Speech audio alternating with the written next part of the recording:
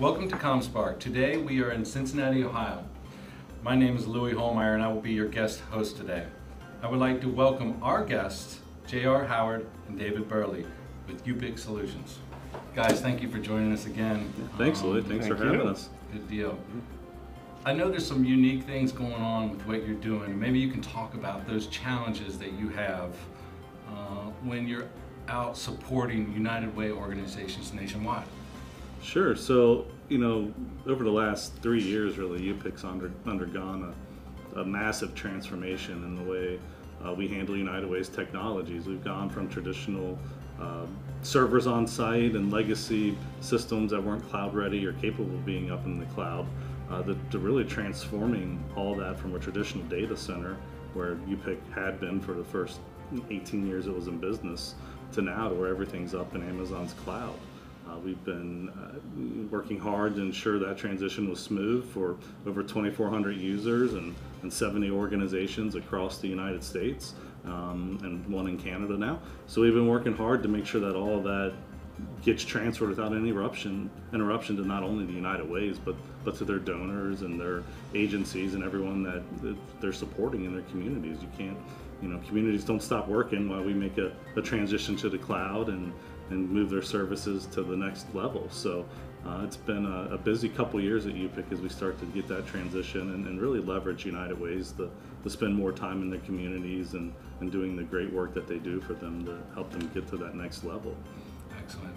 I mean, that's such a worthy cause because United Way is out doing great things.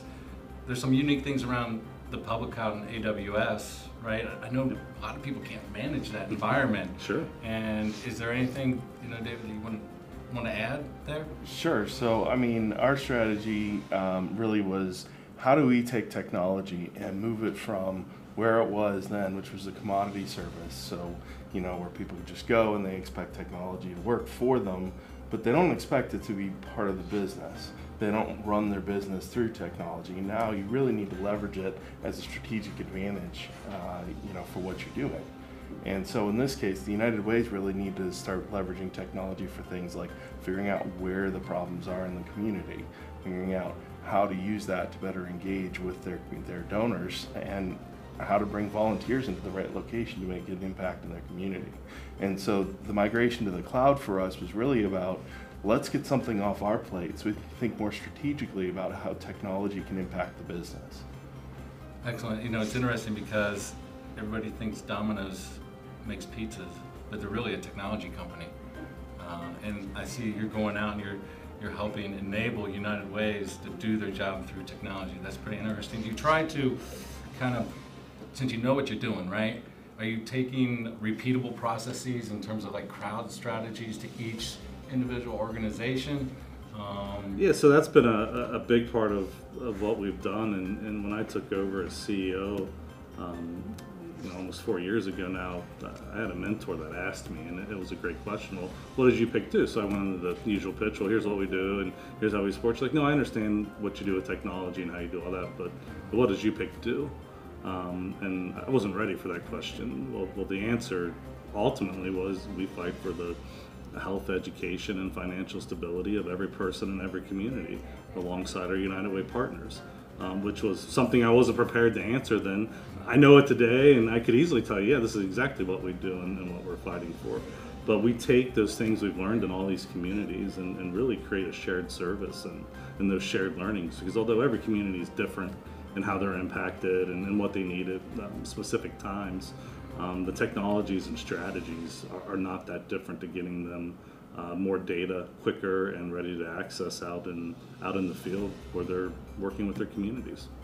Is AI coming into play at all? In terms of data and them being able to learn where the issues are in the process, and expedite process. I know that's a big grand term. No, it is, and it's I think, and I'll let David hit this a little in a minute, but I think it's starting to. We're getting their data now more consistent and standard, to where you can start to analyze some of those things with AI that before, where when you had your data all over the place, a little harder to analyze with AI. And David, I don't know what your take is. So there are really two main places where AI comes into play, and I'd say it's really new technology that's really just starting to come into play here. The first is on the donor side. So now we can take the information we know about the donor and apply AI to it for what we know about other donors, and use that to really direct the message we're sending to the donors and the volunteers and the community that we're engaging with, in order to make sure that we can really personalize the communication that we're having with them, and make sure that we're tying the message to them, which really pulls on the heartstrings and hopefully allows more impact to be done as we really get that message out to them in the way that that individual wants. The second is when it comes towards impact in the community.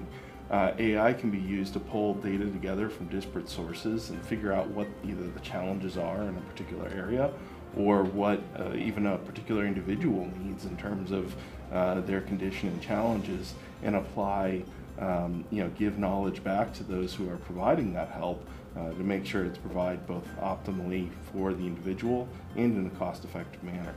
Excellent. That's great stuff. I wish we had more time to talk today, but it's very cool what you're doing by enabling United Way organizations through technology and through your expertise to better their jobs and do more for the community. I appreciate your time. Thank you, Louie. Thank you, Louie. Yeah. I would like to thank JR and David for joining us today, and for those listening to the interview. To learn more, go to comspark.tech.